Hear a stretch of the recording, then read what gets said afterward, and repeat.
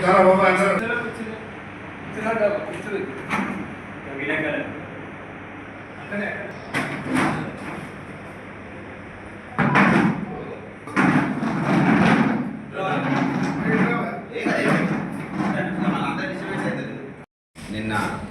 మా ఆర్థిక మంత్రి బట్టి విక్రమార్క గారు మా ప్రజాప్రభుత్వం శ్రీ రేవంత్ రెడ్డి గారి నాయకత్వంలో బడ్జెట్ ప్రవేశపెట్టిన దానికి టీఆర్ఎస్ నాయకులు అవగాహన లేకుండా అవాకులు చెవాకులు పెడుతున్నారు. కనీసం బడ్జెట్ మీద అవగాహన లేని వ్యక్తులు బడ్జెట్ గురించి మాట్లాడడం హర్షప్రదంగా ఉన్నది. ఎందుకంటే మా ప్రజా నాయకుడు రేవంత్ రెడ్డి గారి ఆధ్వర్యంలో ఒక దళిత ఉప ముఖ్యమంత్రి దళితుడు బడ్జెట్ ప్రవేశపెట్టిన దాన్ని ఓడ్చుకోలేక ఈ టీఆర్ఎస్ నాయకులు అబండాలు వేయడం బాధాకరం. మా ఎమ్మెల్యే కేఆర్ నాగరాజు గారు ఏమి అభివృద్ధి చేసిందో వీళ్ళకి కనబడతలేదా? మున్సిపాలిటీ ఎలక్షన్లకు ముందే అన్న విధంగా 100 బెడ్ హాస్పిటల్ కొబ్బరికాయ కొట్టడం కానీ ఎన్నో సంవత్సరాల నుంచి ఈ వడ్డాంపేట నియోజకవర్గ కేంద్రంలో స్పోర్ట్స్ స్టేడియం మినీ స్టేడియం లేదు. దానికి కూడా మా ఎమ్మెల్యే గారు కొబ్బరికాయ కొట్టి దాన్ని ప్రారంభించిండ్రు. రాయపర్తి సోషల్ వెల్ఫేర్ అయితేంది, మణికొండ సోషల్ వెల్ఫేర్ అయితేంది, అసన్పర్తి సోషల్ వెల్ఫేర్ అయితేంది. భూమి లేదని చెప్పేసి ఎక్కడెక్కడికో పోయిండు. భూమి లేదని చెప్పి సాగుగా పెట్టి ఇక్కడి అభివృద్ధిని అడ్డుకొని పక్క నియోజకవర్గాలకు పక్క మండలాలకు వేసింది. ఇది ఇట్లా కాదని చెప్పేసి 180 ఎకరాల భూమిని ఎంఆర్ఓ గారితో సర్వే చేయించి 180 ఎకరాల ప్రభుత్వ భూమిని తీసుకొచ్చి అన్నిటికీ శంకుస్థాపన కార్యక్రమం చేసిండు. గౌరవ మంత్రివర్యులు బట్టి పొంగులేటి శ్రీనివాసరెడ్డి గారిని తీసుకొచ్చి అయినా కానీ వాళ్ళు కనపడకుండా ఏం అభివృద్ధి చేసిండ్రు ఏందని చెప్పేసి ఇప్పుడు ఆర్ రమేష్ గారు పక్క నియోజకవర్గం అట గణపుల అడుగుపెట్టిండు, వరదాంపేటలో అడుగుపెట్టిండు. ఆయన ఇళ్ళ నిలబడతాయని వాళ్ళకే ఇంకా ఏం తెలియకుండా ఉన్నది. ఆయన ఉండడి పెట్టుకుంటా చేసుకుంటా ఎప్పటికున్నా ఈ వరదాంపేట గడ్డ అనేది కాంగ్రెస్ గడ్డ. ఈ కాంగ్రెస్ జెండానే మళ్ళీ ఈ గడ్డ మీద ఎగరవేస్తారు. కాబట్టి మా ఎమ్మెల్యే కేఆర్ నాగరాజు గారు చేసే అభివృద్ధి పనులు కనబడకపోతే మీరు వచ్చి చూసుకోండి. మళ్ళీ ఇంకో 4 రోజులలో వరదాంపేటలో మున్సిపల్ కోర్టు కూడా స్టార్ట్ కాబోతున్నది. ఆ మున్సిపల్ కోర్టులో మీ కేసులే ఫస్ట్ వాదించడానికి లాయర్లు కూడా సిద్ధంగా ఉంటున్నారు. ఎందుకంటే అప్పుడు అన్యాయంగా బొడ్రాయి అది అని చెప్పి ఇది అని చెప్పేసి ఇండ్లు కొట్టిన వాళ్ళకు కూడా మా ఎమ్మెల్యే నాగరాజు గారు ఇందిరమ్మ ఇళ్లలో ఫస్ట్ ఇల్లు వాళ్ళకే ఇచ్చి తన సొంత కంపెనీతో టైఅప్ అయి పైసలు లేకుండా కట్టిస్తున్నారు. ఆ మెయిన్ రోడ్డు మీద ఉన్నది. అవన్నీ పోయి మీరు చూసుకోండి. చూసుకున్నాక కేసీఆర్ పాలనలో 10 సంవత్సరాల పాలనలో ఒక్క ఇల్లు అన్న ఇచ్చిండా, ఒక్క డబుల్ బెడ్రూమ్ ఇల్లు అన్న అన్నాడు. వరదాంపేట మండల కేంద్రం కానీ వరదాంపేట చుట్టుపక్కల కానీ గ్రామాల్లో కానీ ఒక్క డబుల్ బెడ్రూమ్ ఇచ్చిండా. మా రేవంత్ రెడ్డి గారు చెప్పిండు మేము ఇల్లు లేని ఊర్లో మేము ఓటు అడగని అన్న విధంగానే ప్రతి ఊర్లో ఇందిరమ్మ ఇల్లు ఇచ్చి వారి ఓట్లకు పోయి ఘన విజయంగా సర్పంచ్లే కానీ కౌన్సిలర్లే కానీ చైర్మన్లే కానీ గెలిపించిన ఘనత మా కేఆర్ నాగరాజు అన్న గారు. ప్రభుత్వాన్ని అవాస్ పాలు చేయడం మీకు తగదు. ఇటువంటివి చేస్తే మా కాంగ్రెస్ కార్యకర్తలు తగిన బుద్ధి చెప్తారని ఈ పత్రికా ముఖంగా తెలియజేస్తున్నాను. బడ్జెట్ మీద నిన్న ఉద్దన్నపేట మండల నాయకులు బడ్జెట్ మీద మాట్లాడడం జరిగింది. మరి బడ్జెట్ ఇవాళ సరిగ్గా లేదు, సరిగ్గా అందరికీ సమన్వయం లేదని వాళ్ళు మాట్లాడడం జరిగింది. మరి వారు చేసినటువంటి 10 సంవత్సరాలలో మరి నియోజకవర్గంలో కానీ రాష్ట్రంలో కానీ ఒక ఇల్లు ఇచ్చిల్లా, ఒక ఇల్లు ఇవ్వలే. 3.5 దళితులు 3.5 ఎకరాల భూమి అన్నారు, ఒక భూమి ఇవ్వలే. ఇకపోతే ఇట్లా చెప్పుకుంటూ పోతే వాళ్ళు ఎన్నో వాగ్దానాలు చేసి ఏ ఒక్కటి కూడా నెరవేర్చలేదు. మరి 6 గ్యారంటీల మీద కూడా మాట్లాడిళ్ళు. 6 గ్యారంటీలలో దాదాపుగా 4 అమలు చేయడం జరిగింది. ఇంకొక 2 ఈ బడ్జెట్లో 6 కూడా ఈ బడ్జెట్లో మొన్న ప్రస్తావన వచ్చింది. వాటికి కూడా నిధులు కేటాయించడం జరిగింది. తప్పకుండా ఈ సంవత్సరంలో గ్యారంటీగా కూడా ఆ రెండు గ్యారంటీలు మొత్తం కలిస్తే 6 గ్యారంటీలను మొత్తం సక్సెస్ఫుల్గా చేస్తారని మేము మాట్లాడుతున్నాము. అదేవిధంగా ఇకపోతే వారు రైతు భరోసా మీద మాట్లాడిళ్ళు. రైతు భరోసా నిన్ననే సీఎం గారు నిన్ననే వచ్చి మరి రైతుల ఖాతాలలో వేయడం జరిగింది. అది ఇవాళ సాయంత్రానికి వెళ్ళా మన రాష్ట్రంలో ఉన్నటువంటి మొత్తం రైతులు 8 ఎకరాలు ఉన్నప్పటికీ కూడా 1 ఎకరానికి ఈరోజు అందరికీ కూడా దాదాపు 3,075 కోట్ల రూపాయలు ఈరోజు పడడం జరిగింది. మళ్ళీ 2వ విడత 20 రోజుల తర్వాత, మళ్ళీ 3వ విడత ఏప్రిల్ చివరి నాటికి దాదాపుగా 9,000 కోట్లు రైతుల ఖాతాలలో రైతు భరోసా ఇస్తూ ఉన్నారు. మరి వీళ్ళు పేపర్ చదవడం లేదా వీళ్ళకు అసలు అనుభవం లేదా అని నేను ఈ సభాముఖంగా వారిని ప్రశ్నిస్తున్నాను. దాదాపు ఒక క్వింటాలకు 500 రూపాయల బోనస్, రేషన్ కార్డులు, సన్న బియ్యం, అదేవిధంగా ఇంకా పోతే ఎన్నో ఈ కాంగ్రెస్ గవర్నమెంట్ 2.5 సంవత్సరాలలో ఈ రాష్ట్రాన్ని వారు చేసినటువంటి 8,30,000 కోట్లకు మిట్టిలు కట్టుకుంటూ ఈ అభివృద్ధిని కూడా ముందుకు తీసుకొని పోతున్నారు. మరి వాళ్ళకి కనిపించట్లేదా అని సభాముఖంగా నేను వారిని ప్రశ్నిస్తున్నాను. ఈ నియోజకవర్గంలో 2 సార్లు గెలిచిండు, మేము దాన్ని బాకీ తీసుకున్నాం. ఒకసారి ఎమ్మెల్యేగా ఓడిపోయాడు, మళ్ళోసారి పార్టీ మారి బీజేపీకి పోయి మరి మళ్ళా టాటా కూడా మా అభ్యర్థి మీద ఓడిపోవడం జరిగింది. మళ్ళీ గెలుస్తాడన్న ఆశ కూడా వారికి లేదు. వీరు అనుకుంటున్నారు ఏదో మళ్ళీ ఆరు రమేష్ గారు వచ్చిండు, వాళ్ళ దగ్గర డబ్బులు బాగా ఉన్నాయి, ఎట్టికి వెళ్తామన్న ఆలోచన వాళ్ళకు ఉన్నది. కానీ ఎట్టి పరిస్థితుల్లో కూడా మళ్ళీ వచ్చేసారి కూడా మా ఎమ్మెల్యే నాగరాజు ఓసీ కానీ, బీసీ కానీ, జనరల్ కానీ, ఎస్సీ కానీ అయినప్పటికీ కూడా మళ్ళీ మా ఎమ్మెల్యే నాగరాజు గారు ఇక్కడ పోటీ చేసి గెలుస్తారని ఈ సభాముఖంగా నేను మాట్లాడుతున్నాను.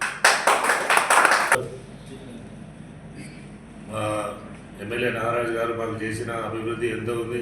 ఇంతకుముందు చేసిన ఎమ్మెల్యేలు ఎవ్వరూ ఇంతవరకు అభివృద్ధి చేయలేదు.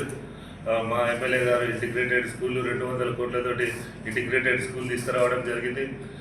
అదేవిధంగా మున్సిపల్ కోర్టు తీసుకురావడం జరిగింది, సబ్ జైలు కూడా తీసుకురావడం జరిగింది. అదే కాకుండా ఎకరాల గవర్నమెంట్ భూమిని మన అభివృద్ధి పనుల కోసం తీసుకోవడం జరిగింది. ఇంతే కాకుండా ఇంకా ఎన్నో అభివృద్ధి కార్యక్రమాలు ఈ 2 సంవత్సరాలలోనే ఇన్ని పనులు చేశాము. ఇంకా 2.5 సంవత్సరాలలో ఇంకెన్నో అభివృద్ధి పనులు చేస్తామని పత్రికాముఖంగా తెలుసు. మీరు చేసిన అవినీతి ముంగట ఇక మీకు భవిష్యత్తులో కూడా ఎలాంటి మీకు ఆ అవకాశం రాదని ఈ సందర్భంగా నేను తెలియజేస్తున్నా. ముఖ్యమంత్రి గారి మీద కానీ మా మీద కానీ మీరు ఎలాంటి ఆరోపణలు చేస్తే రండి, బహిరంగ చర్చకు రండి. మీరు చేసిన ప్రతి అభివృద్ధిని మేము చూపెడతాం, మీరు చేసిన అవినీతిని కూడా చూపెడతాం. దాంట్లో మేము వెనుకపోయే సమస్య లేదు. ఖచ్చితంగా కాంగ్రెస్ పార్టీ జెండా ఎప్పటికీ ఈ ప్రాంతంలో ఎగురుతూనే ఉంటుంది. బడ్జెట్ మీద వర్ధనపేట మండల టీఆర్ఎస్ పార్టీ నాయకులు, టీఆర్ఎస్ పార్టీ నాయకులు లేదా మేము కూడా ఉన్నాము అని చెప్పడానికి నియోజకవర్గంలో ప్రెస్ మీట్ పెట్టిన వాళ్ళు కానీ, వరంగల్ జిల్లాలో పెట్టిన వాళ్ళు కానీ, అనంకొండ జిల్లాలో పెట్టిన వాళ్ళు కానీ కాంగ్రెస్ వాళ్ళకు సమాధానం చెప్పాల్సిన అవసరం వాళ్ళకి లేదు. కానీ మీకు చేతనైతే నిజంగా మీరు రాజకీయ నాయకులు అయితే మీ సొంత చెల్లె వేసే ప్రశ్నలకే మీరు సమాధానం చెప్పండి. మేము వేసే ప్రశ్నల తర్వాత అవినీతి జరిగిందని చెప్పే ఇక్కడున్న పెద్ద మనుషులు ఎవరైతే అడుగుతారో వరంగల్ ఎంజిఎంలో 24 అంతస్తుల హాస్పిటల్ కడతా అని చెప్పి సెంట్రల్ జైలు కూలగొట్టి హాస్పిటల్ కడతా ప్రభావాలు కలిగిన వాళ్ళకు వాళ్ళకే కలుగుట్ల కవిత వచ్చి సవాల్ చేసి ఆ లెక్కన వేల కోట్ల లక్షల రూపాయలు సంపాదించాడు. మరి వర్ధనపేట నియోజకవర్గం వరంగల్ చుట్టూ ఉండాలి. వరంగల్ చుట్టూ దాదాపుగా 2,000 ఎకరాలు కొన్నాడు. మొత్తం ప్రజల డబ్బులు.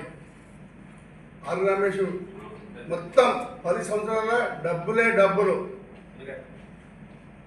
మనదానికి ఒక గెస్ట్ హౌస్. అతను మరి టీఆర్ఎస్ నాయకులకు చెప్పి ప్రెస్ మీట్ల మరి మా రాష్ట్ర ఉప మంత్రివర్యులు పెట్టిన బడ్జెట్ గురించి తెలుసు వాళ్ళకు. ఏదైతే రాష్ట్ర ముఖ్యమంత్రి వర్యులు రేవంత్ రెడ్డి గారు మరి తెలంగాణలో 8,50,50 కోట్ల మిగులు బడ్జెట్ మా తెలంగాణకు బాకీతో 8,50,000 కోట్ల బాకీ పెట్టి రాష్ట్ర ప్రభుత్వం ఇవ్వడం జరిగింది. మరి రేవంత్ రెడ్డి గారు మొట్టమొదటిసారిగానే గెలవగానే పేద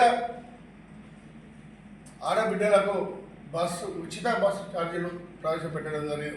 ఉచిత బస్సు ఛార్జీలను మాఫ్ చేయడం జరిగింది. మరి ఏ చెల్లెమ్మ కానీ ఎవరు ఎక్కినా మరి బస్ ఛార్జీలు లేకుండా ఆడపిల్లలకు ఇంత మంచిగా మరి ఆడపిల్లలు ఇలా రేవంత్ రెడ్డిని మొక్కుతాను. ఉచిత బస్ ఛార్జీలు. మరి అలాగే మీ టీఆర్ఎస్ ప్రభుత్వం 10 సంవత్సరాలు తీసుకున్నారు. ఒక్క రేషన్ కార్డు ఇచ్చినా మరి రేవంత్ రెడ్డి గారు ముఖ్యమంత్రి అయిన వెంటనే అనేక రేషన్ కార్డ్స్. మరి ఇందిరమ్మ ఇల్లు రేవంత్ రెడ్డి గారి అధ్యక్షత మా ముఖ్యమంత్రి వర్యులు ప్రతి నియోజకవర్గానికి 3,500 ఇందిరమ్మ ఇల్లు ఇవ్వడం జరిగింది. కేవలం వర్ధన్నపేట టౌన్లో మా ఎమ్మెల్యే గారు మరి విశ్రాంత ఐపీఎస్ అధికారి గౌరవ శాసనసభ్యుడు కేఆర్ నాగరాజు గారు మరి కేవలం మా మున్సిపాలిటీలోనే 138 ఇళ్ళు ఇవ్వడం జరిగింది. ఆ ఇల్లు ఇచ్చినవా? ఎక్కడ ఒక ఇల్లు కట్టలే. మరి అలాగే అనేక సంక్షేమ పథకాలు ఒకవైపు, అభివృద్ధి పనులు ఒకవైపు, రాష్ట్రం మొత్తం. మరి ఆరు రమేష్ను 1,00,000 ఓట్ల లక్ష ఓట్లతో గెలిచినని మా ఎమ్మెల్యే నాగరాజు గారు 1,20,000 ఓట్లతోనే అనగదొక్కి మరి ఎమ్మెల్యేగా గెలుపొందడం జరిగింది. మరి గెలిచిన వెంటనే గౌరవ ఎమ్మెల్యే కేఆర్ నాగరాజు గారు వెంటనే వర్ధనపేట నియోజకవర్గాన్ని ఎట్లా అభివృద్ధి పదంలో తీసుకుపోవాలనే ఒక మంచి లక్ష్యంతో మరి ప్రభుత్వ భవనాలు ఎక్కడ కట్టాలి అన్ని గతంలో ఆరు రమేష్ హాస్పిటల్ తీసుకుపోయాడు. మరి వర్ధనపేట నియోజకవర్గంలోనే ఉండాలి, అభివృద్ధి మొత్తం ఇక్కడనే అవ్వడాలి అనే ఒక మంచి లక్ష్యంతో మరి 1 ఎకరా 120 ఎకరాలు మరి దువ్వలపూడలో ఏదైతే ఉందో మరి అధికారులను పిలిపించి ఆ భూమి బయటికి తీసుకొని మరి అనేక భవనాలు, స్కూల్ కానీ మరి గేమ్స్ పిల్లలు ఆడుకోవడానికి మరి మినీ స్టేడియం కానీ మరి ఫైర్ స్టేషన్ కానీ మరి అలాగే పెద్ద పెద్ద ఆఫీసులను మరి పెట్టాలి అనే ఒక మంచి లక్ష్యంతో మా ఎమ్మెల్యే గారు ఉన్నారు. ₹1,00,000 వెచ్చించడం జరిగింది.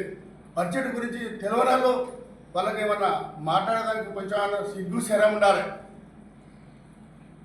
కేటీఆర్ ఏం చేశాడు? ₹1,00,000 సంపాదించాడు. కేటీఆర్ అనేటోడు రాష్ట్రాన్ని ముంచాడు, ₹1,00,000 సంపాదించాడు. సొంత చెల్లె చెప్తుంది హరీష్ రావు ఎన్ని కోట్లు తిన్నాడు, కేటీఆర్ ఎన్ని కోట్లు తిన్నాడు. మరి కవితకు నువ్వు సమాధానం ఇప్పటివరకు చెప్పలే. సొంత చెల్లెనే మరి వాళ్ళ కుటుంబంలో మరి వీళ్ళు 1,000 కోట్లు సంపాదించారు. గంజి ఎక్కడి వచ్చినాయి ఇవన్నీ? హైదరాబాద్లో కేటీఆర్కు ఉన్న ఆస్తి లక్షల కోట్ల ఆస్తి బినామీ పేర్ల మీద సంపాదించాడు.